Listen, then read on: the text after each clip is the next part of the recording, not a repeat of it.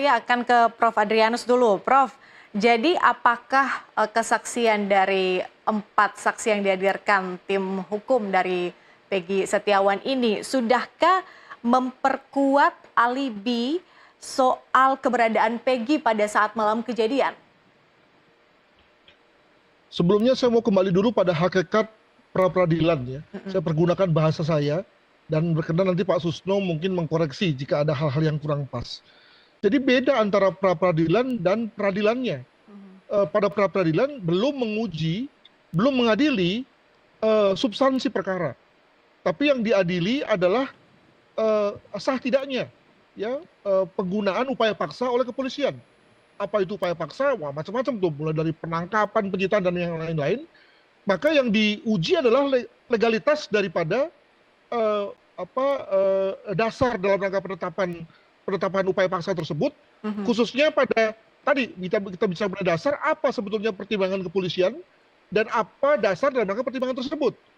Jadi kita belum masuk ke soal misalnya soal benarkah bahwa Peggy itu pada hari itu ada di Bandung. Tapi Prof, itu kan berkaitan juga dengan penetapan tersangka Peggy. Begini, kita bicara mengenai langkah-langkah dalam rangka mengambil itu sebagai sesuatu yang kemudian menjadikan tindakan kepolisian mentersangkakan. Ya, jadi sebagai contoh misalnya ada fakta tersebut, lalu kemudian misalnya yang mengambil hal itu untuk kemudian penetapan tersangka adalah misalnya Polres Bandung misalnya. Nah, kita bicara mengenai salah ini.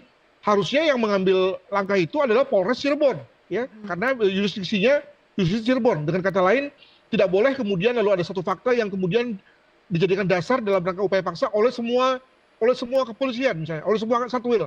Nah, itu kita bicara mengenai kesalahan dalam rangka pihak-pihak yang berwenang. Demikian juga misalnya penetapannya sudah dilakukan tanpa surat-surat, misalnya kita bicara mengenai penangkapan. Lalu kita bisa juga mengenai penyitaan tanpa surat-surat. Dengan kata lain, maka penyitaannya menjadi tidak sah dan itu lalu menjadi alasan dalam rangka penolakan pra-peradilan. Poin saya adalah bahwa kelihatannya akan ada banyak hal yang terkait dengan komunikasi di persidangan yang sebetulnya tidak masuk dalam ranah pra-peradilan, dengan kata lain akan dikesampingkan oleh hakim. Hal mana di pihak lain lebih banyak untuk masuk dalam konteks peradilan yang sebenarnya, gitu. Jadi dengan kata lain boleh-boleh saja nanti semua pihak mengajukan, sebagai contoh misalnya dari pihak Polda juga menurut saya agak keblinger tuh. Bicara mengenai misalnya IQ-nya Peggy sekian, itu kan nggak ada gunanya itu, ya. Tapi okelah sebagai satu komunikasi dikeluarkan, tapi itu tidak akan menjadi pertimbangan hakim dalam rangka menerima atau menolak gugatan pra-peradilan dari PH Peggy. Demikian.